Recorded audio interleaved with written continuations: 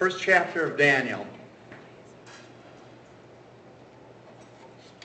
Then the king commanded his palace master, Ashpenaz, to bring some of the Israelites of the royal family and of the nobility. To him, young men without physical defect, and handsome, and versed in every branch of wisdom, and endowed with knowledge and insight, and competent to serve in a king's palace. They were to be taught the literature and the language of the Chaldeans. They were to be educated for 3 years, so that at the end of that time, they could be stationed in the king's court. The palace master gave them other names. Daniel, he called Belteshazzar. Hananiah, he called Shadrach. Mishael, he called Meshach. And Azariah, he called Abednego.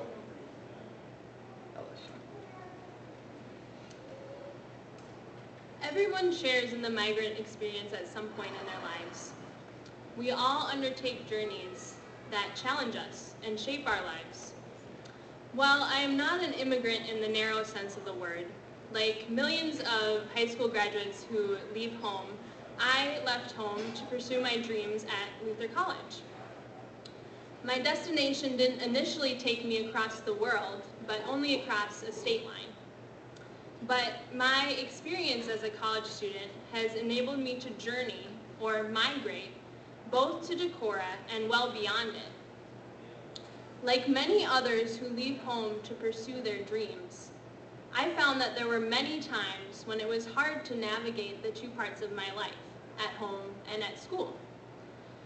The first time that I went home freshman year of college was a bizarre transition for me.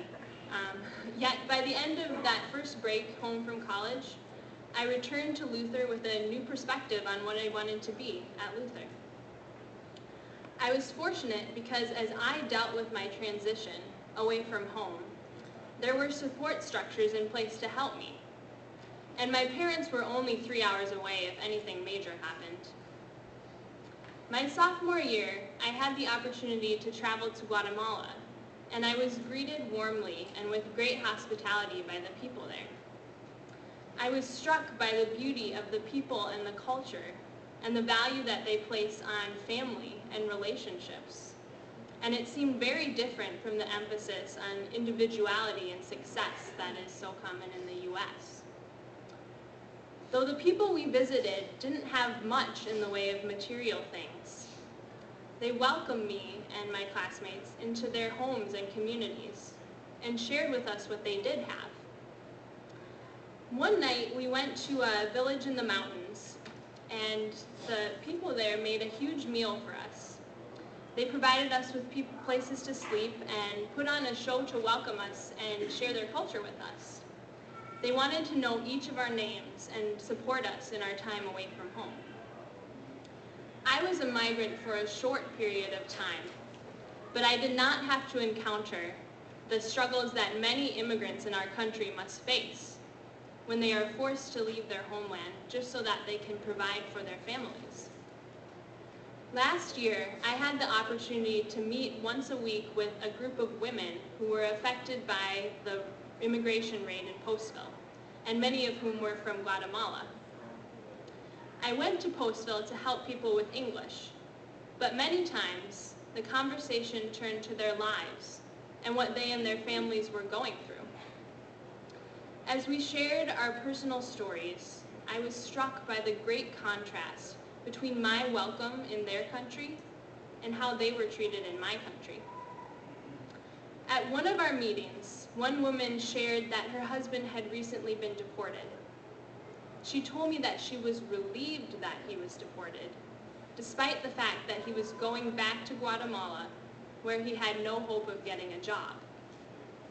She was relieved because his deportation meant that he would no longer be treated badly in American jails. Sadly, the only way that she found out that he had been deported was that he had been interviewed in a Guatemalan newspaper, and she found that article online. When I asked her if she wanted to go back to Guatemala herself, she adamantly said no. She wanted to stay in the U.S. so that her kids would be safe. Two things struck me as I got to know these women better and had the privilege to listen to their stories. The first was their commitment to their families. Their first concern was always their children.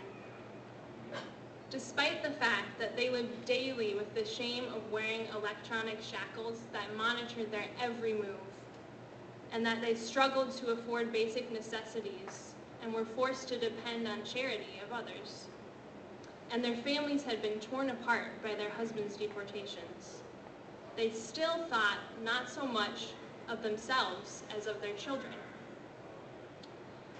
They worried about how to explain to their children that their daddies were gone and they were not coming back.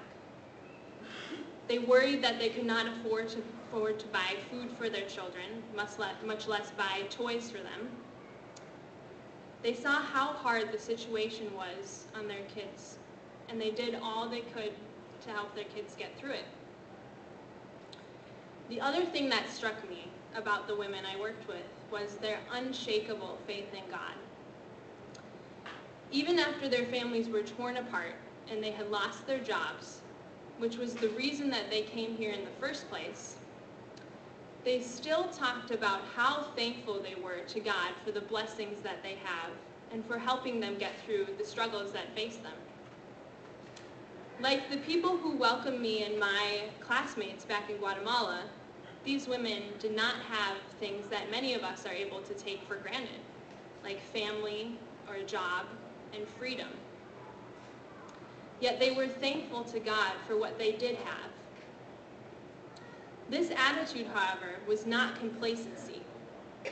These women knew that things were not as they should be, and that it is not right that they were so desperate to provide for their families that they were willing to leave their homes behind and come to the U.S. They knew that it was not right that the community they came to call home was targeted and their families were torn apart. I was able to both share in this outrage at what was done to them and be changed by their incredible faith and stamina. In sharing in this, I have felt like an immigrant in my own land. I have felt like an outsider who has entered a new land with an unfamiliar way of life. What has happened here makes my own country look like a place I can hardly recognize. We are all descended from migrants. Luther was founded by Scandinavian immigrants, and different groups of immigrants have come to Decorah throughout history. We must recognize our common migrant heritage and appreciate the motivations that have always caused people to leave their homelands in search of a better life for those they love. Their faith has inspired me and led me both to a deeper faith and a deeper sense of the work that needs to be done to change our broken immigration system. I hope that it will inspire you too, and that we can all raise our voices to demand a better future for our immigrant neighbors. Thank you.